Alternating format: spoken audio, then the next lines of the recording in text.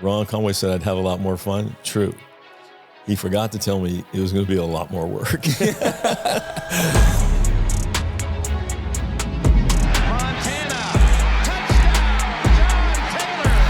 That first fund, that one had 22 unicorns. So many unicorns that it's going out of style. There are some companies that you get, you just can't wait to see their monthly updates. You sort of instill that Bill Walsh mindset into how you evaluate companies.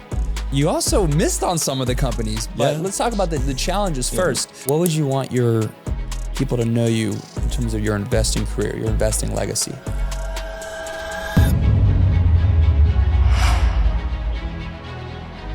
So I was rewatching your 2000 Hall of Fame speech, and you were almost irked in a way because people kept telling you, "Oh, Joe, congratulations, you did it, you're done, it's over," almost like the metaphorical shovel with gravel and the shovel burying you in the grave. You're like, "Dude, I'm not dead." And you're like, "I still have another career ahead of me," which kind of encapsulates like this episode.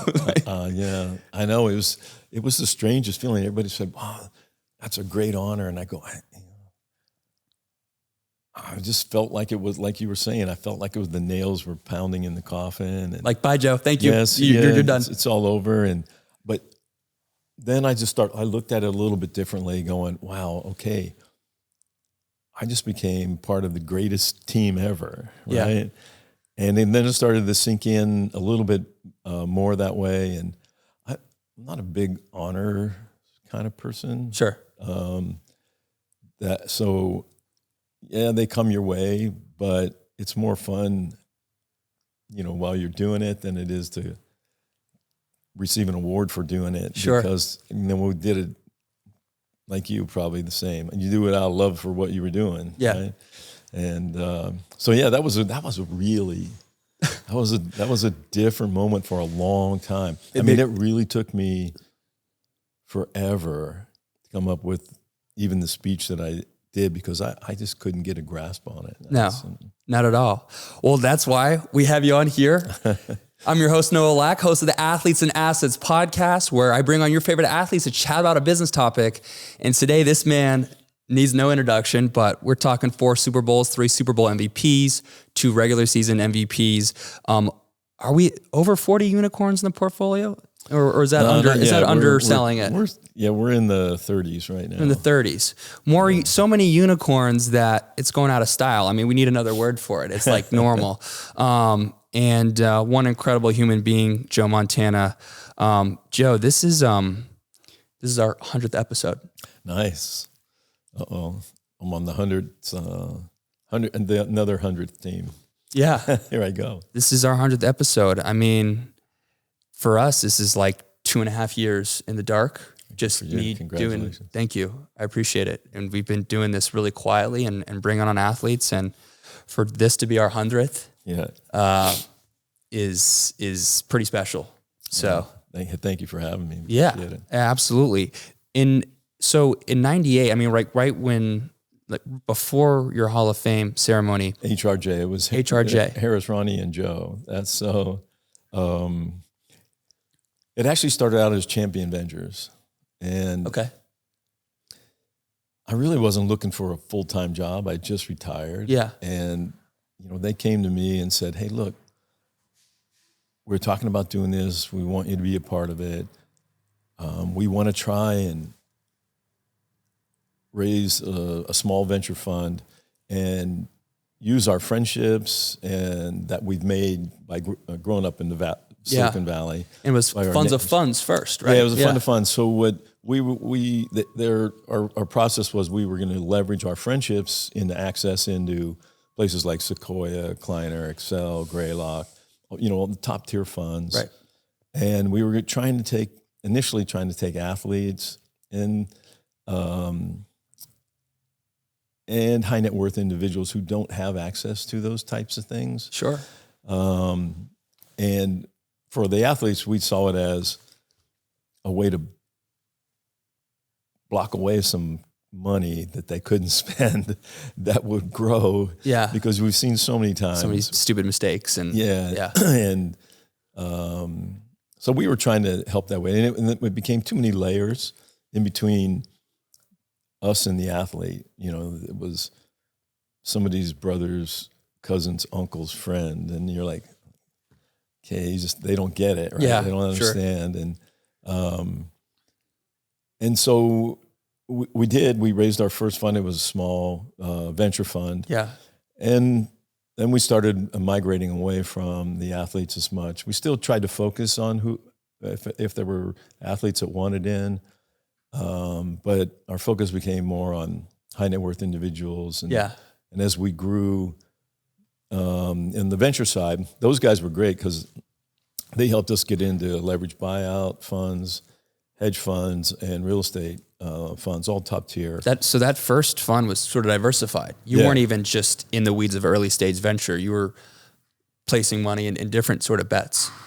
The first fund was all venture. Okay. Yeah, and then eventually we moved forward, and it became a grind. I don't know if you've ever been part of raising capital, but while it was very nice that we had all these silos of venture, leverage buyout, and so forth, but all you did was raise capital, right? That's all we did. One fund or another was raising capital. And knowing what I know now about what you've done, you know, over the years in venture, the fund of funds thing wasn't enough for you. Well, no, it was just no fun. Yeah, I mean, it wasn't fun for you. It literally was, because you had the access, you have your venture, your friends in the venture community, but you wanted to cut your teeth more. Well, I guess it starts really a little bit about the same way. It's like I really wasn't looking to do this, and my older son Nathaniel at that time, you know, had an interest, and you know, we were been longtime friends with probably one of the top angel investors in the Valley, Ron Conway. Yep. And so I don't even remember how the whole process got started with him, but he started taking us to Y Combinator. Yes. And Ron, back then, he was the first person to speak to every class. So we got early looks at all the classes, right? So there weren't a lot of people back then that they were letting in to view companies. And so what we would do is we'd go with Ron and we'd just follow Ron and his guys and kind of listen to what they were doing, what they're looking for, the questions they were asking. And so it was a great education. And we would pick a company here and there. And after a while, Ron said, "What are you doing? Why don't you just why don't you start a fund?" And Ron Conway, for context, founder of Silicon Valley Angel Group, very successful, incredible investor in the Bay. And how did you meet Ron? I don't. Did he come to a game? It's been so long ago. I mean, I don't remember the first time we met, but we were always together. I always end up in Europe together somewhere, and during the summers, and our family's been friends and for, I don't know, I can't even tell you. A long time. A certain amount of years. But he was been such a great mentor. And any things that we wanted, he'd help us with. He helped us, introduce us to LPs, introduced us to companies, and kind of got us off on a good start. Yeah. But it was a funny beginning of the fund because Nathaniel, who loved the space, right? My older son, and he, as Ron said, that he found a startup. He really early. I don't remember what employee number. It was real early. Yeah. And he jumped over to a company called Niche, and they were doing native social marketing on the internet for influencers, right? One of the pioneers in the space. And luckily for him, they went on a crazy run rate and got bought. They were doing their Series A, and Twitter bought them. So he went to Twitter for another 18 months or so and cut his teeth over there. And then he jumped back over to the fund. But in the meantime, I set off looking for some partners, and I wanted diversity in the backgrounds, in that. So we've done some stuff with First Round Capital, and I was visiting a company over there, and they were saying, "What are you doing? I hear you're looking to start a fund." I go, "Yeah." He goes, "Well, you got to talk to this guy." Yeah. And it was Michael Ma, one of my partners. Yeah. And Michael, I guess it helped. Back at Harvard, there's a thing called the Dorm Room Fund that he helped start for First Round. Yeah. And so introduced Michael, and Michael he's an energizer bunny in the Valley. Yeah. I swear. The venture it's such a interesting, fascinating bubble that people want to break into and learn more about. I'm sure you didn't know much about venture in Monongahela. Not a lot going where you're from, not a lot going on there. And then recently I heard you were saying, even you mentioned when you were with the 49ers and playing, I know you were in Silicon Valley, but it still wasn't this thing that was present in your mind. No. Well, I mean, you knew it was there, but I just didn't. I had so much work through the week. Everybody, you think, you go to practice and, that you're done. Well, no, I had hours of work after practice. And when I got home, and I mean, it was so funny because one of the first year or two I was with Jennifer, her mom says, "Hey, can you guys come to Thanksgiving?" And Jennifer goes, No, Mom, Joe's got to work. She goes, "I thought he only worked on Sundays." So there's so much that goes. Come on, yeah. So I didn't on Monday.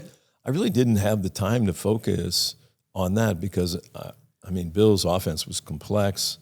There was a lot to it, and a lot especially for the quarterback, because we didn't have the little earpieces that they have now. Yeah. And so we got signal to play, not the play, and every now and then you had enough time to fit in the formation, but for most part you got to play. And there would be 125, 130 passes in a game plan. They all had 2 or 3 formations. You had to memorize. Sure. And you had to memorize what order he wanted them in. And then there were the runs the same way, and so it took a lot of time off the field. So I really didn't. I was focused on what I wanted to focus on at that point, right? And do you think you took some of that to how you evaluate or due diligence on early stage companies? I mean, tough bridge there, but you go to school during the week, basically memorizing the playbook. Do you think, at Liquid2, do you sort of instill that Bill Walsh mindset into how you evaluate companies? Yeah, I think there's a little bit to it, but I think one of the things I learned the most probably was more from like Ron and his group. And then I was talking about Michael Ma and Nathaniel and the other partner, Mike Miller. I think I learned still a lot from those guys at the same time, because they all were startups. Mike and Michael his companies went through Y Combinator. Yes. And both had big exits to one to Google, one to IBM. And they had been in the trenches, right? And so while I kind of understood what we were looking for in people, but that growth of the company and all that, I hadn't been really a part of. I guess I was a part of an HRJ in a certain way. But for the most part, starting a company from scratch and with a product and an idea,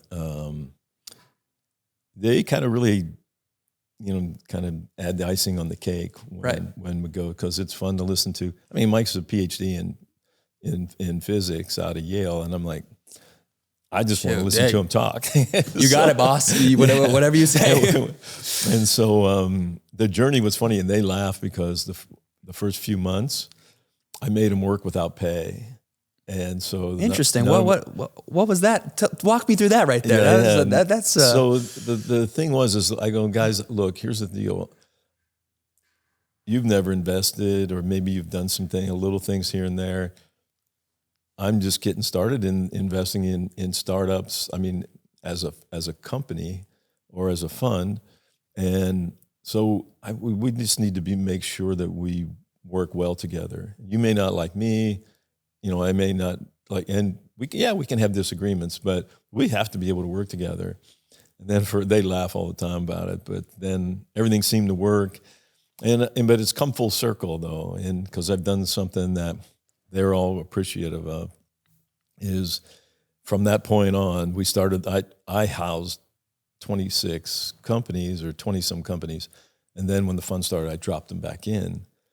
And my wife, to my wife's dismay, she was upset because Gitlab was in there. So I'm like, okay, it is what it is. But you had that first fund, and that one had 22 unicorns. Yeah. And that first, there was conviction, but like kind of. Yeah, I think that the first fund, I think there was a lot of things that we had to prove to our LP base that we could pick good companies.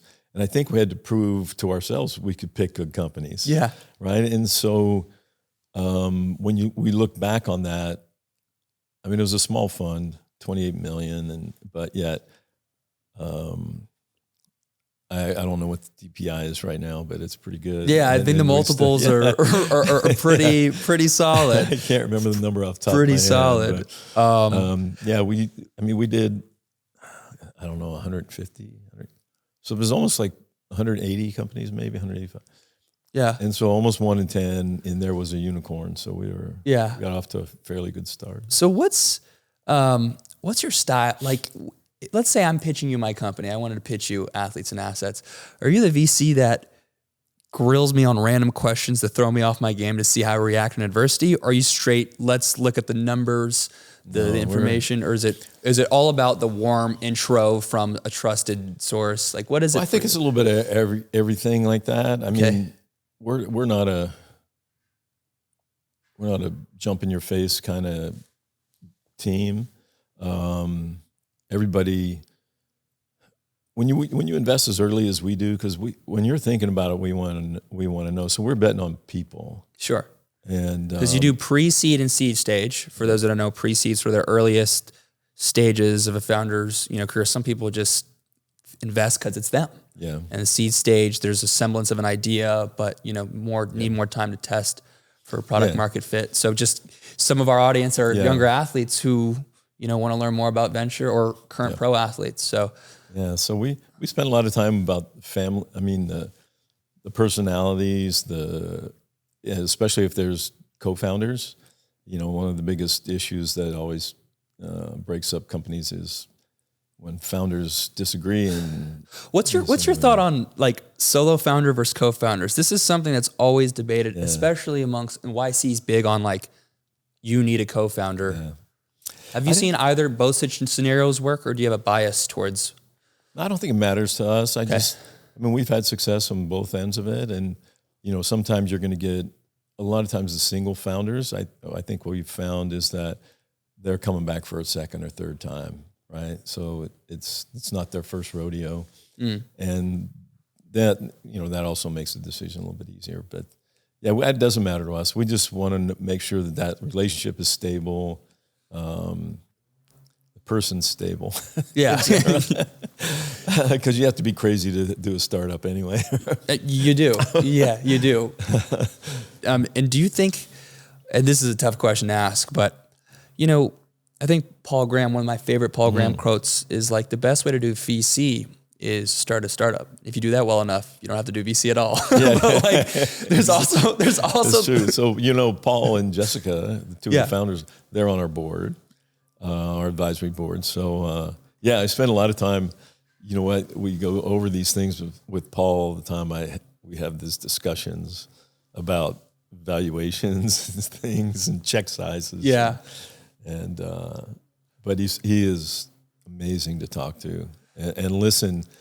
It's fun to, like the first couple of times I went to YC, if I saw him pull a founder out, I'd go like walk with him and listen to what the questions he's asking. And because he's, was a founder himself. Yeah. I asked you this because there's also been great VCs who just have tenure, have been in the game and start to have like pattern recognition.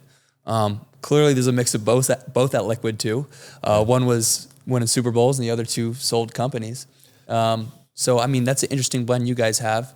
We've expanded a little bit. Obviously Nathaniel came back to the fund and is now a partner after his duty over at Twitter.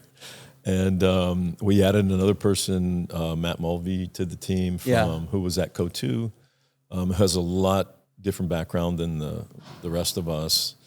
And we work really, really well as a team. And I think that's one of the things when you go ask about Bill Walsh, I think one of the things I found was the most important that was watching him, because my rookie year was his first year in San Francisco, and to watch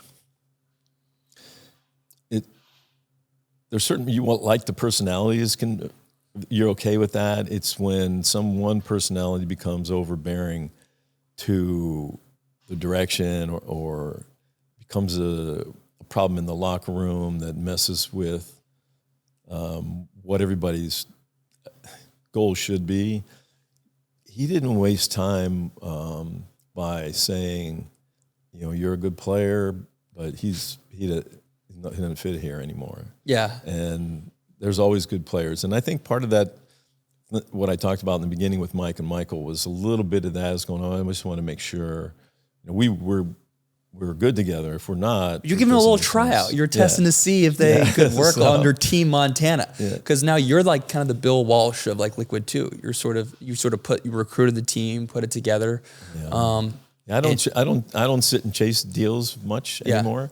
The fun in the first few funds, but with the guys that are in place right now, I spend more time with the portfolio company. Sure. Well, when you were back when you were actively chasing and talking to founders and sort of pitching Liquid2, because you guys are so generalist and invest in different industries, and some of these founders are insane or just so deeply rooted in that industry, did these founders like know who you were in the beginning, like when you were talking to them, or do they just think there was another guy who wanted to sell them their money? 50-50. Okay. But it was interesting, to talk to a lot of people where some of the founders weren't even, we talked to a kid yesterday, 16 years old. I'm like, okay, what was I doing at 16? It wasn't my guy, Eric, was it? Yeah. Eric from Aviato? No. Okay. It was another Eric. But, it was crazy. And I looked at... There's no shot he knew. He watched... Did you know who you were? No, you know what? I actually was off screen. So Nathaniel was doing the interview of him, and he goes, "You want on screen?" Because we had a guy shadowing in the office, and so I go, "No, just take us both off." Okay. And so we both were off screen, and Nathaniel did the whole interview, but crazy. Insane. It's crazy what you see as a VC and seeing like some of the smartest people on the planet, and you have the privilege of seeing them at the earliest phases, which is super cool because some of them are going to say all the stuff, and you'll be like, "Huh?" And then they go and do it. I know.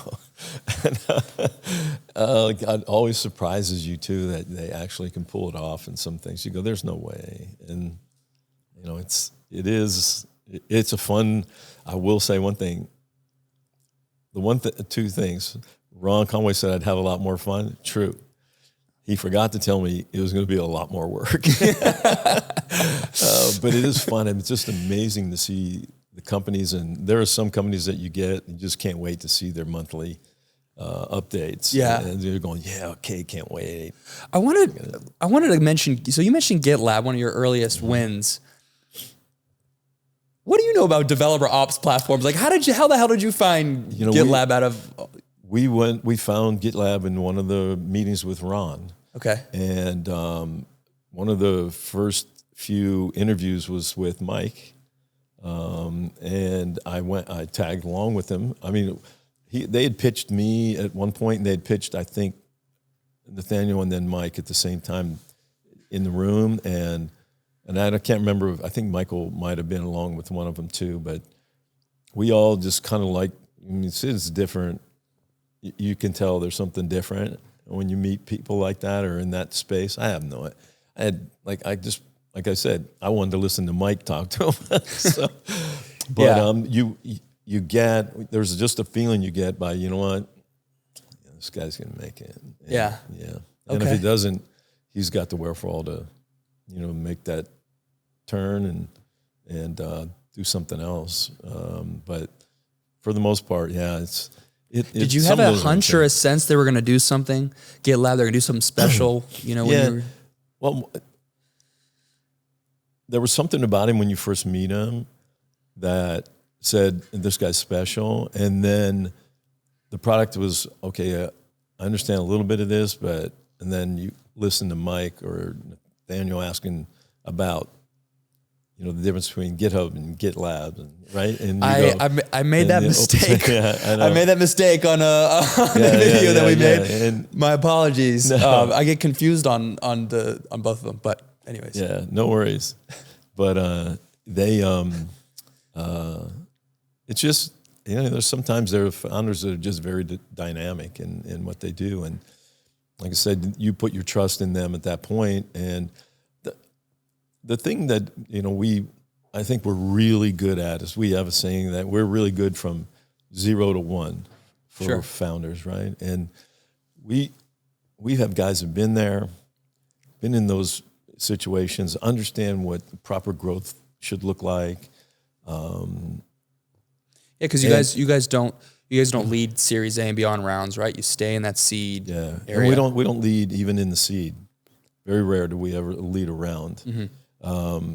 Our other saying is we don't mind being the second biggest check. I mean, one of the things we found is like a lot of times, I won't mention VC names, but two big VCs are going after the same company, right? Well, if the one company that wins, usually the other company doesn't want to be the second biggest check because it looks like they lost, right? Bad signaling. Yeah, bad signaling. Bad luck. That's us. We don't mind being the second biggest check, you know, and so we have a pretty unique approach, I think, and great guys, like I said, and been able to have the nice thing is they've gone from that 0 to 1 and beyond, so they know what it looks like, and then they've know what it looks like to have an exit to somebody like Twitter, Google, and IBM. So I think that's kind of like our secret sauce. Our guys, I always say we're in the boat with you, the founder, but we're not driving, right? We're not here. We didn't come here to run your company. No. But we got to find product market fit. We'll support in any but way. If you need help, we're here. We just jump right in and we'll do whatever we can as fast as we can. What are some ways you help founders outside of capital? I remember I think you mentioned in a previous interview, you connected the Gitlab guys to Visa when no one else could in that scenario. One of the things I still do, and I've done for a long time, is I still speak around the country. Okay. In motivation, I speak to all kind of I spoke to Visa. I mean, like all through SAP, Burger King. I mean, you can go on down the line. Yeah. And big insurance companies, and then what happens is once the companies get to a certain point, they start looking for introductions. And while I'm at these appearances, by the way, I just spoke at Visa. We got some drinks afterwards. I could definitely connect you guys. So, and the guy from Visa was Notre Dame guy. So So that Irish alum, I tell you guys are everywhere. It's ridiculous. Yeah, but that's kind of, the reason I keep speaking is that really puts us in a different position to be able to connect. Yeah. We have 800 portfolio companies, so it's a busy time. And 4 funds, correct me if I'm wrong, right? Yes. Fund 1 was 28 million. Fund 2 was 53. Yep. Your third fund you tried to raise at 75, was oversubscribed, went to 78. I think it sneaked over 80. This one, the fourth one snuck over 80 too. We didn't really want to, but that's what we want them to stay smaller. It's easier to. It's crazy what we're talking about right now. Just to keep this in perspective. I know. No, we don't need like your millions of dollars, but I guess we'll take some. Well, it's just that when you look at the economics of it, it's easier to 3, 4, 5, 6x a smaller fund than absolutely. It is. So, just for example, my younger son, he worked for 2 venture firms over in Israel for a while, and then he found a partner, and they started their own fund, and they're off to they had a really small first fund, but they're about to have an IPO already, and it's going to 3x the fund right off the bat. Yeah. And I'm like, dang, I want to go back to that again. Wow, man. And it's like, I'm so glad you brought that up, because I think like my take, like nepotism's a good thing sometimes. I think like family run businesses, if the relationship is right, does a really good job. You mentioned at first there was at one point skepticism of you hiring Nathan and having Elizabeth on, and then you sent an email back to this person that was skeptical saying, hey, by the way, we have 15 unicorns and Nate has 8 of them. Yeah, I did. Can you talk about that email? Did you throw some sass in that email? Like, well, no, I just, we really wanted them as an LP, actually, especially early on. They were a larger, I can't remember if they were a family office, but they just said they don't invest in family-run business. And when it's funny is like when you talk about the family. So my younger son comes back out of Israel, and Nicholas, and he's starting this fund with his partner, and I'm going, Jen, my wife's going, you should probably look at letting him come into Liquid2. I go, you know what, Jen, I totally get it, but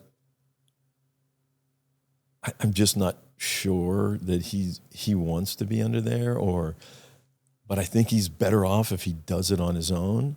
I go, he doesn't have the pressure of you just like looking over his shoulder, and he's jumping into a business that's already running, and he's a go-getter. I mean, the connections he's made in a short amount of time is ridiculous. But my wife kept saying, "Oh yeah, it would be nice to have him." I go, "Yeah, it would be nice, but I think he's better off on his own." And because here's what's going to happen: if we do that, we're going to take economics from him, right? We're going to take 20, 25%. And guess what? What if he does it on his own? We're going to do the same thing anyway for free. So why does he want to pay? Why does he want to pay us to help him? Yeah. So and he sent us a number of deals that I don't look at. Nathaniel looks at, and the other partners look at. But I'd be too biased. But he sent us probably a handful that we've already invested in, and but it's fun. He's in New York, and Nate's in New York. No, Nicholas. Okay. The younger son. And Nathaniel's here. He lives in the Marine also. Yeah. And so me, him, and Matt Mulvey, we can walk to our office. So it's good. Michael Ma was incubating a company for us. It still is. And he's now coming back up to the area, and was creating a DAO. So Creator DAO. Yeah. And so he's, I wonder how that's going. I said, well, Michael, shouldn't it be running itself? I know, just kidding. So, but even when he was there, you can't shut him down.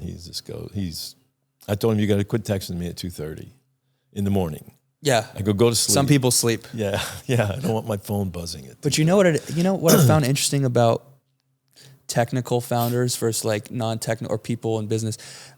I'm going to bed early and waking up early. These guys here in the studio, these guys are hacking till like 2:30 a.m. and get here at like 11. Yeah. And I couldn't do that. That's not my cycle. I go to bed early and I get up late. That's great. I'm glad you have the privilege of doing that. No, I don't get up late. Late is like 7 o'clock. Oh, that's not late. I know. But I could be in bed by... Jennifer and I get in bed early, like 8:30, or we'll watch stuff for a while. But I'm a light sleeper. Unfortunately, I need a lot of time and rolling over, waking up, I get tired of that. Yeah, I wanted to bring up, when an athlete starts an investment fund, I think we were talking about your case of all these sports tech companies wanting you to pitching you and you being the guy, but you made a conscious decision, or maybe it was unconscious, to not brand yourself and not entirely entertain yourself with just sports tech. And I think a lot of athletes who start their funds will go through the same thing. Can you talk about that challenge that you're dealing with? And you also missed on some of the companies, but let's talk about the challenges first, trying to stay generalist versus sports tech. we don't do a ton of like consumer facing things. So the things we were seeing early were a lot of consumer stuff, but the one thing we always fought, even with Ronnie and Harris at HRJ, we still fought that stigma of sports. Yeah, you're an HRJ, athlete and it's never going to work, and a lot of things that happened early on is we start seeing a lot of things, and we just made a conscious decision to take a look a little bit here and there, but in most cases we were focused on, things that were, at that point we were doing a lot with Y Combinator, and we still do a lot. We were probably do the most of any funds out there with Y Combinator. Yeah. And they're a great, we consider them a partner. Pretty much. I mean, but not a bad partner. It was a tough go in the beginning, trying not to do that. And the deals that we liked, we'd passed on to other people that we knew had sports tech funds. And, sure. But in the end, I think we've done the right thing. We still see some sports things, but for the most case, the industry we're in is pretty good. And yeah. Can you speak on some of the ones you might have missed on? Maybe Mirror, Peloton. Oh yeah, we missed them. Yeah, the Mirror for sure was one of those. And the worst part is, I got one in my house. So, do you have a Peloton in your house? Yeah, one of those too. So, but it's kind of a rub in the face. Yeah. But I got them long after they were popular. But it's just that I can't think of some of the other sports things we missed, but we're doing some of the stuff in the gaming with that, and we got into esports, right? With Cloud9 and yep. So and some other things that we were doing, and so we're still connected to the sports world, but not we're not holding hands. No, I wanted to bring that up because I think you guys do such a good job of. You've done such a great job of diversifying the companies. I mean, from Anduril to Rappi to Mercury to Gitlab. I mean, these things are all completely different worlds. Yeah, those are 3 good ones, 4 good ones. Do you think YC is just if the best companies come out of YC? I think you have as good a chance, if not better chances, of finding great companies in YC. I mean, if you look at their acceptance rate, it's basically harder to get into YC than it is to get into Harvard. Yeah.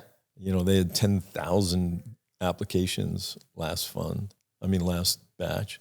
And they accepted 280? I mean, this is crazy. So they're obviously vetting all these companies, and they do the first round of that vetting. And the nice thing is Mike and Michael, when you talked about like Rappi, right? Yeah. Rappi they're both since Mike and Michael were both alumni, they have an alumni demo day before the normal demo day. So they get sneak at, and that's kind of how we got into Rappi and early. And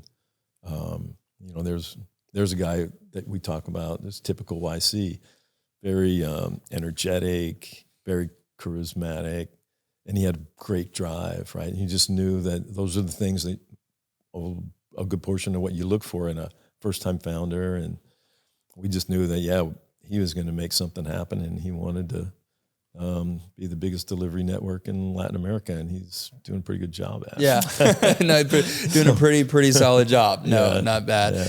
Have you ever had a challenging time during your investing career that it was so hard that you compared it to the chicken soup game back when you had Hypothermia playing University of Houston decades ago? Was there anything that has been tough as some of the things you've endured, on the field? Yeah, I think there's some things that have happened. Like you try to talk some of these companies off the fence, because back in our first fund, there was a company, without mentioning names, they had a technology, and in drones, and that was pretty spectacular. And in fact, Nathaniel was actually testing them up at our ranch. And I think they had 6 or 7, maybe 8 prototypes, and I think he crashed 2 or 3 of them. But it would follow you, right? It would follow you, and you can move it around, and then you touch a button, it comes back and lands in your hand. And they wanted this monster valuation. We kept trying to talk them out of it. And and they got it, and they raised the capital, but they couldn't produce the product, and they had to return like $35 million. Oh, but the thing that scares you the most is we were living in the Millennium Tower at the time, and as I walk in, the guy at the front door hands me, goes, hey, this guy was here to see you. he wants you to call him. It was a district attorney. And I'm like, oh, Jesus. And so they were just investigating that it was a fraud that they were doing. I go, no, it was early stage. It is what it is. It disappeared. Sometimes we lose. Not sometimes. You lose a lot of companies that you invest in, unfortunately. But it was just one of those things where you go, oh, this is how it's going to be. Or another time I was speaking, I was at YC and I was talking to some other investors, and the next morning, like 7:00, my phone rings, and it's our attorney. He's going, what are you doing? I go, what do you mean, what am I doing? Well, you can't talk to the press. I go, I'm talking to the press. There was somebody from the press that was standing behind me. Because the SEC, she goes, I got a call from the SEC. And so gosh. I go, no, yeah, I didn't talk. I didn't know. If I had seen a recorder, I would have stopped talking, but I had no idea. Yeah. So I thought you were going to say the district attorney was like, we have been reporting 3 drone crashes in a Northern California ranch. Like, is there, what's going on about? No, but that's about as tough as it's gotten. I mean, we've been, it's like everything. We're pretty much a startup too, right? Yeah. We're a work in progress as we go, and we keep building, and we're looking to do some new things coming up in the funds, and going to be adding to the team here in a little bit. It sounds like amazing. I think a lot of people we've squeezed the juice out of your football legacy. What would you want your people to know you in terms of your investing career, your investing legacy? He returned my capital. Okay. Straightforward. Okay. Yeah. If that's as good as it can get, as bad as it gets, I'll be happy. Amazing. That's amazing. Well, Joe, I really appreciate you coming on the podcast, episode 100. I'm Noah Lack from the Athletes and Assets podcast, here with Joe Cool, Joe the VC. I hope more companies IPO with Joe. Well, I hope so. I mean, keep my fingers crossed. Amazing. Thank you for having me. I appreciate it. And this is great. I like what you guys do here.